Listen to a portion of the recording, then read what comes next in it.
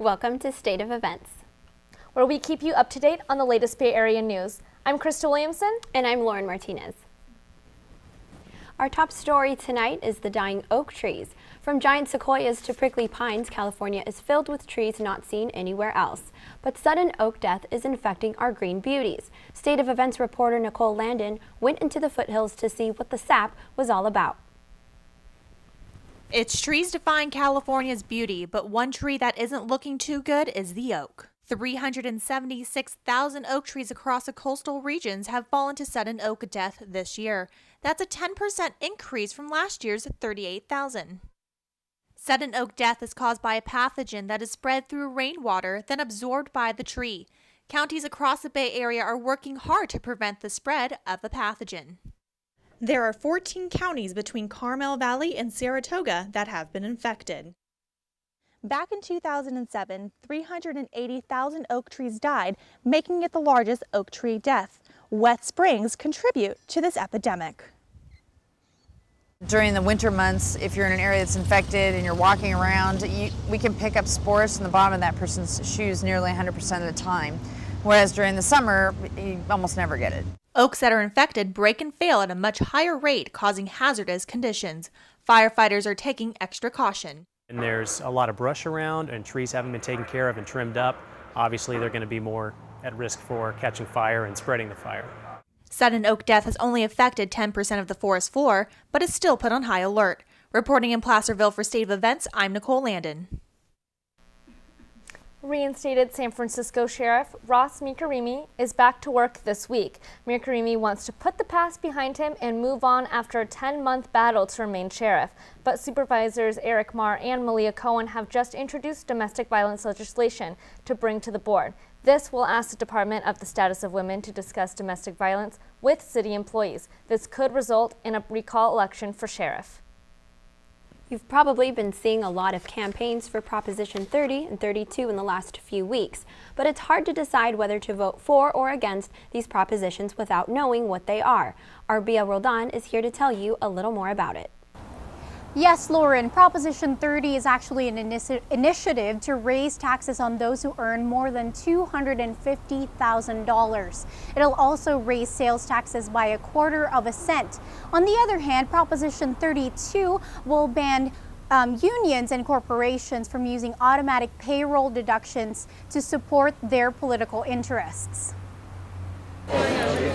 Here at San Francisco State, California Faculty Association and CSU union members are urging people to vote yes on 30 and no on 32.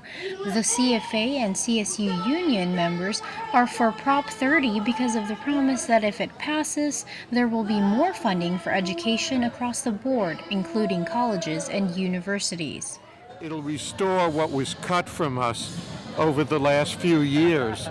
But if 30 fails, we will lose additional money to the tune of millions of dollars to the CSU.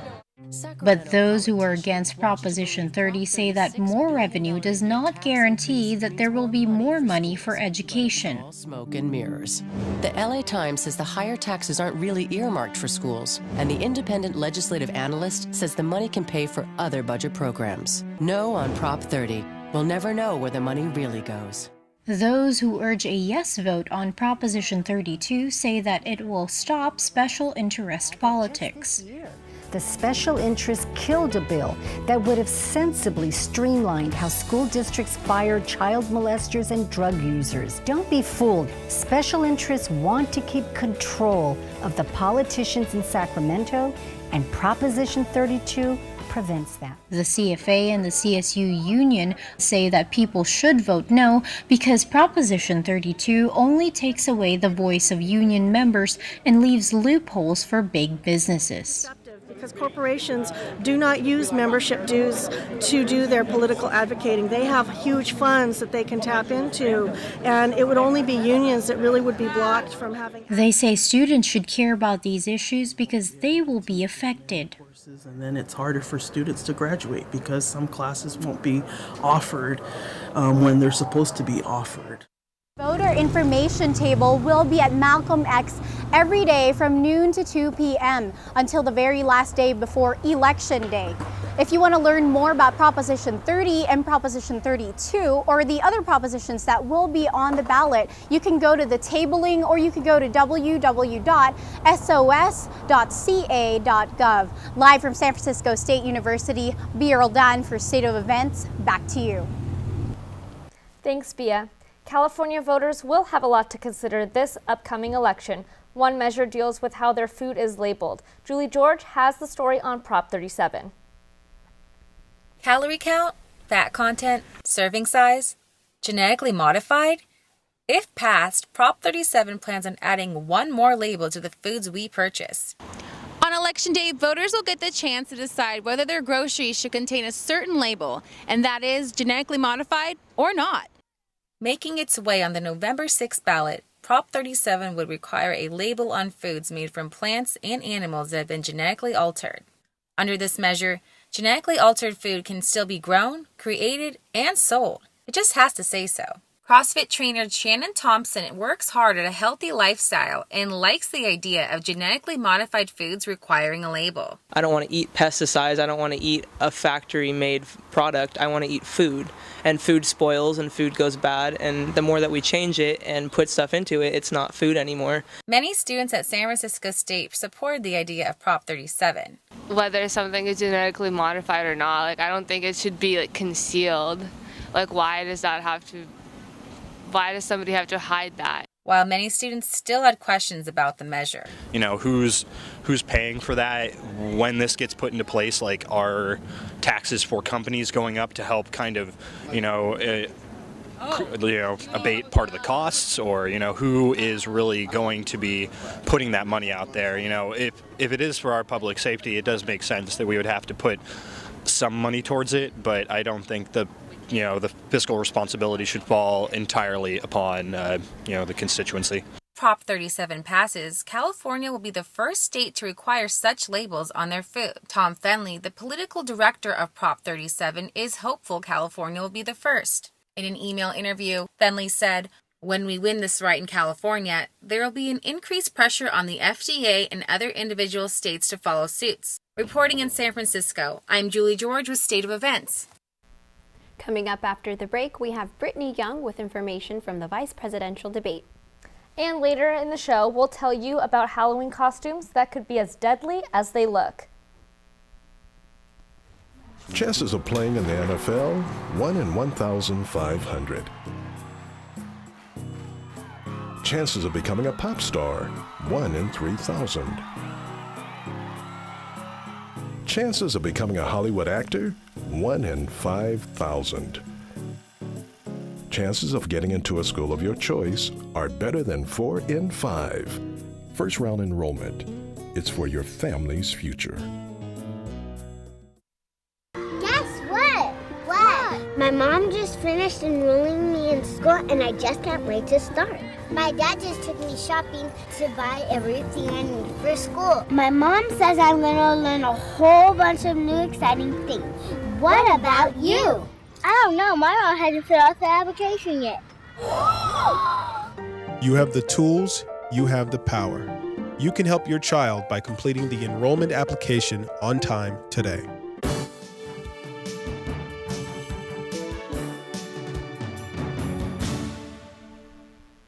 Welcome back. The second presidential debate between Mitt Romney and President Barack Obama will air tonight at 6 p.m. Just weeks ago, President Barack Obama held a substantial lead, but the latest polls show the race nearly deadlocked. Obama's advisors say since Mitt Romney has momentum on his side, this means the president will be more aggressive. The town hall-style debate will be held at Hofstra University in Hempstead, New York. Moderator Candy Crowley of CNN will select the questions. Crowley says the town hall format could keep both candidates from being overly aggressive. And now we'll turn to Brittany Young for a look back at the vice presidential debate and how SFSU students are analyzing the presidential election. Thanks, Krista. Just a few nights ago, on October 11th, the Vice President Joe Biden and Republican VP candidate Paul Ryan met in Danville, Kentucky for the vice presidential debate. At Centre College, the two candidates discussed topics of foreign and domestic policies. Here's what an SFSU student had to say about the debate.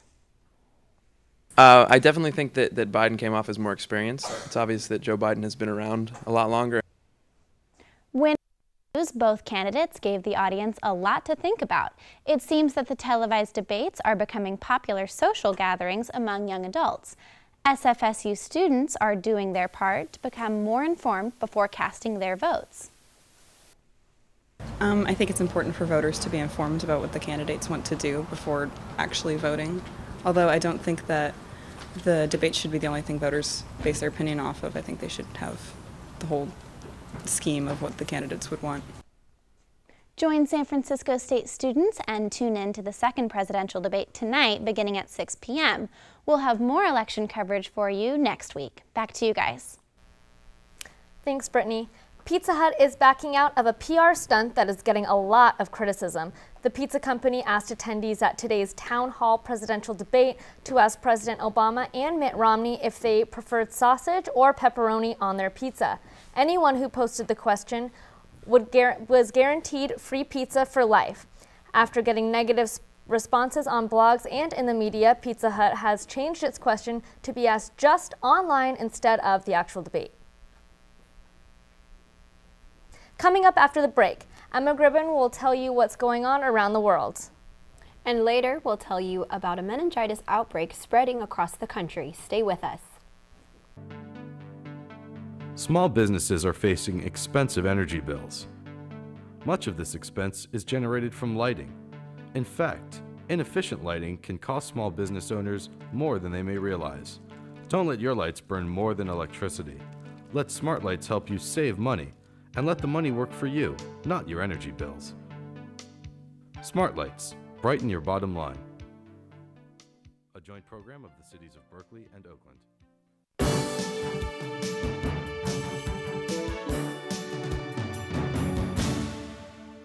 Welcome back. An outbreak of meningitis has so far killed 15 people and spread to 200 others. Federal authorities are warning that more tainted drugs may be linked to this outbreak.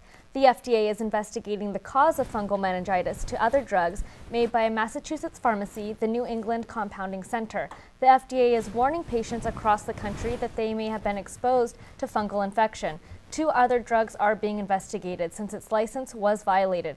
The center is involved in a drug compounding practice that is not regulated by the FDA. Chief Executive of Citigroup, Vikram Pandit, surprised the company by announcing his departure. Pandit led the bank through 3 government bailouts. Pandit's latest plan to boost payouts to investors was rejected by regulators. Pandit is leaving Citigroup after 5 years with the bank. Michael Corbat will be the new CEO. Corbat has been with Citigroup since 1983. One of Citigroup's banks, Citi Holdings, still has over $170 billion of toxic assets. Samsung was found guilty by a federal court for infringing on Apple's patents. A California district court banned the sales of the Galaxy back in June. Samsung took the appeal to the courts to overturn the ban. The courts decided in Samsung's favor, saying that the California court was biased against Samsung. Apple and Samsung were both unavailable for comment. European regulators are ordering both Google and Facebook to comply with their new privacy policy. Google has been ordered to make it easier for users to opt out of it. The U.S. company had months to make the changes or face legal action. As for Facebook, they recently agreed to delete all its facial recognition data from European users because of privacy concerns. Facebook said it would turn off the automatic tagging feature to existing users in Europe by October 15th. The move comes after a review of the feature, which automatically suggests the names of people for tagging uploaded photos.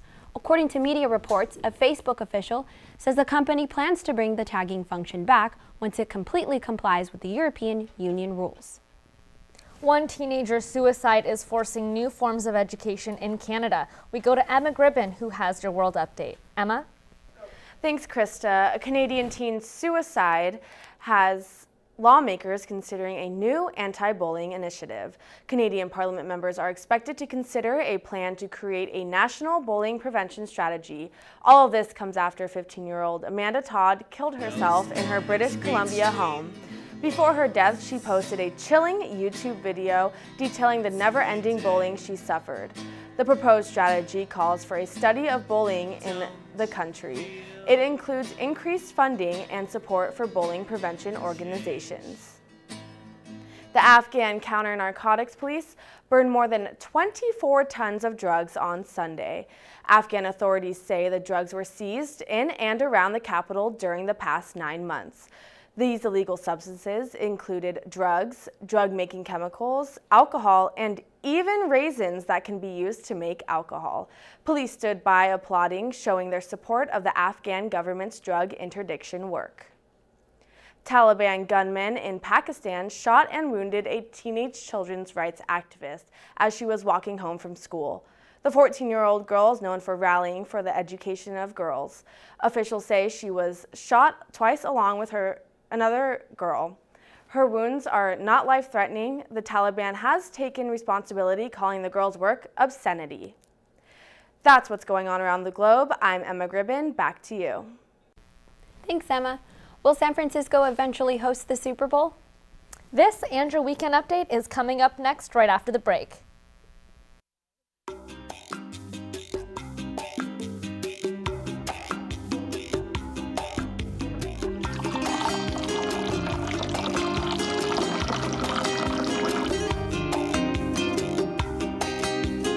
What if we could make a difference with every cup of coffee we drink?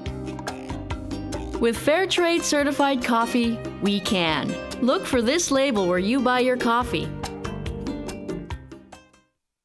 At first, I was a bit hesitant to try it. To tell you the truth, I didn't think I'd fit in. But I kept pushing her and she ended up loving it. I was surprised. It was an amazing experience. And now we do it at least twice a month. I've even gotten most of my friends to do it. If you do it enough, you can get a great deal on the price. Why didn't we think of this before? It's a stimulating experience. The Z-Space Studio. Word for word. Z-Space Studio, word for word, stimulation guaranteed. See you at the theater.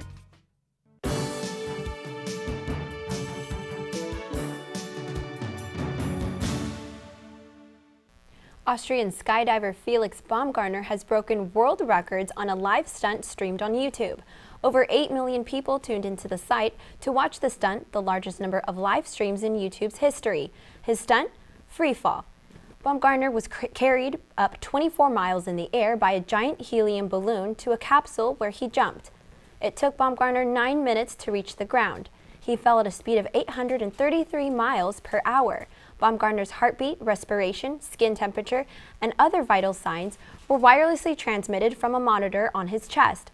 Part of the stunt was to show the passing through the Earth's atmosphere. In the future, this is going to help space programs. You have got to see this, but you should know this guy is okay. Veteran base jumper in Norway Richard Henderson was set to perform a stunt for a TV show. As the host looked on, Henderson spun around the bar before the jump when the bar broke. His quick reflexes saved him. He almost hit a cliff below, but he did manage to open his parachute. If you plan on being a pirate this Halloween, you might want to check where your costume was made. Federal inspectors have seized over 1,000 Chinese-made pirate costumes after high levels of lead were found in the buttons and the trim. If children put the buttons or trim in their mouths, they can be exposed to the toxic substance. U.S. Customs and Border Protection says the costumes had 11 times the legal limit for lead. The pirate outfits will be shipped to Seattle and destroyed. Even though it's October, companies like Amazon are getting a head start on the holidays. The online retailer announces their plans of seasonal hiring of 50,000 workers. Amazon did not specify types of positions it's hiring for just yet. As of last week, U.S. retailers, including restaurants, plan to hire over 400,000 seasonal workers. That's a 5-year high for seasonal hiring. Will San Francisco be chosen to host the Super Bowl? City leaders are waiting to hear from the NFL to see if San Francisco could be in the running. If selected, the game would be played at the new stadium in Santa Clara in either 2016 or 2017. San Francisco will be competing against other NFL teams. The league favors new stadiums, so the odds are better for the Bay Area to host the Super Bowl. Santa Clara Mayor Jamie Matthews says potentially hosting the Super Bowl will be a good payoff for both San Francisco and Santa Clara. Justin Bieber's naked pictures leaked. Is Kim Kardashian pregnant? Beer, reggae, and stripper poles this weekend? Christina Reyes exposes the latest gossip and what this weekend has in store. Christina? Thanks, Krista. Justin Bieber has been through a lot these past couple of weeks. First, the purge heard all over the world, and now his stolen laptop. The laptop thief threatened the Beeps to post his naked pics on Twitter. Turns out that the file that was uploaded was his new music video with Nicki Minaj called Beauty and the Beat. Halloween is just right around the corner, and the busty Kim Kardashian wants to celebrate it right now. The reality star uploaded a picture of her in her caddy costume. Speaking of Kim K, did you know she's pregnant? Okay, she isn't, but Reggie Bush's girlfriend is. Lilith Avagyan, Kim K's lookalike, has been confirmed to be 3 months pregnant.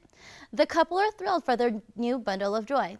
Someone who isn't too happy about it brings me back to Kim Kardashian. I mean, after 2 divorces and dating Kanye, Reggie Bush is definitely the one who's winning. Enough about gossip. Let me fill you in on some activities that can get you off your couch. Get your groove shoes ready and your hips warmed up because the 2nd annual Reggae Festival will be held this Saturday at 12 p.m. on Fillmore at O'Farrell. What's better than playing drinking games? Getting cheap beers to playing those drinking games for free. The San Francisco Beer Olympics is here. It will also be held this Saturday at 498 Broadway Street at 8:30 p.m. Flip cup, relays, and beer pongs are just a few games that will be played. It's a good way to meet new people and to have a yeasty good time. Could the weekend get any better? Actually, it can. Let's add stripper poles and gorgeous women. For my risque viewers, the Masqueradica is teasing its way to San Francisco this weekend. Stripper pole and costume contest sounds very seducing, and this event is 21 and up. For more information on this event and ticket prices, go to www.masqueradica.com. Whatever you decide to do this busy weekend, always surround yourself with good company. Back to you. Thanks, Christina. Coming up, find out whether we'll have another week of sunshine. After the break, meteorologist Jared Jotnitty will give you your 7-day forecast. Is there anyone out there who still isn't clear about what doing drugs does? Okay, last time. Camera 1. This is your brain. This is drugs.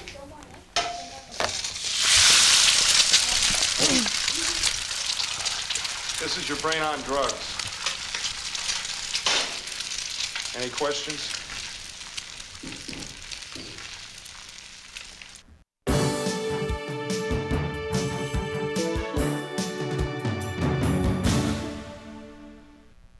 Don't pack away those swimsuits in winter storage just yet because winter in San Francisco will be getting a little bit warmer. Chief Meteorologist Jared Jotnitty has your latest weather forecast. But first, he'll give you an update on the tornadoes over in France. Jared?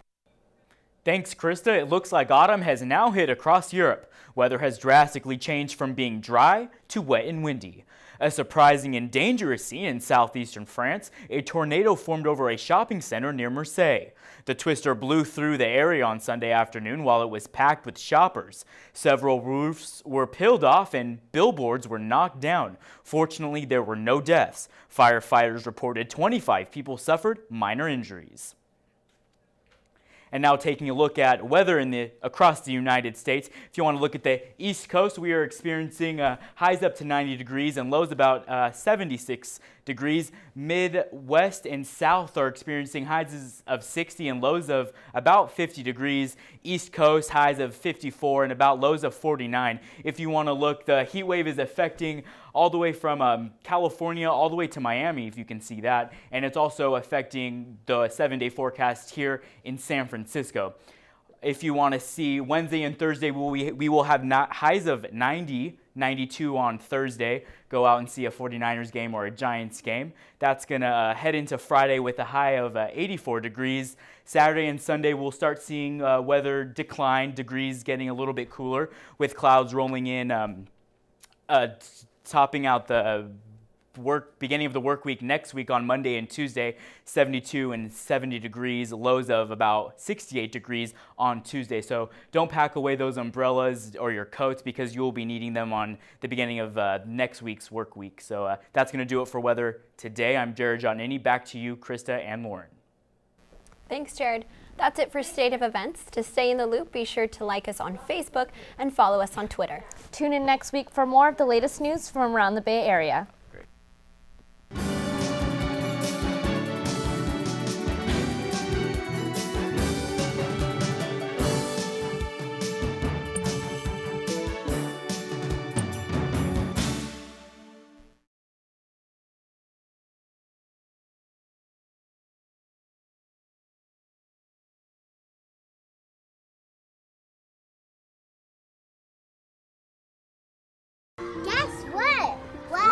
My mom just finished enrolling me in school and I just can't wait to start. My dad just took me shopping to buy everything I need for school. My mom says I'm gonna learn a whole bunch of new exciting things.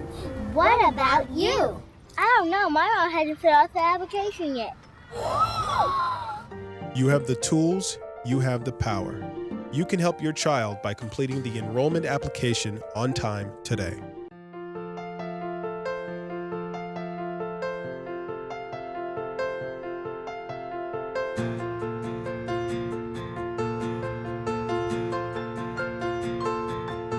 Donate to Habitat for Humanity Greater San Francisco and let your change become the change a family needs.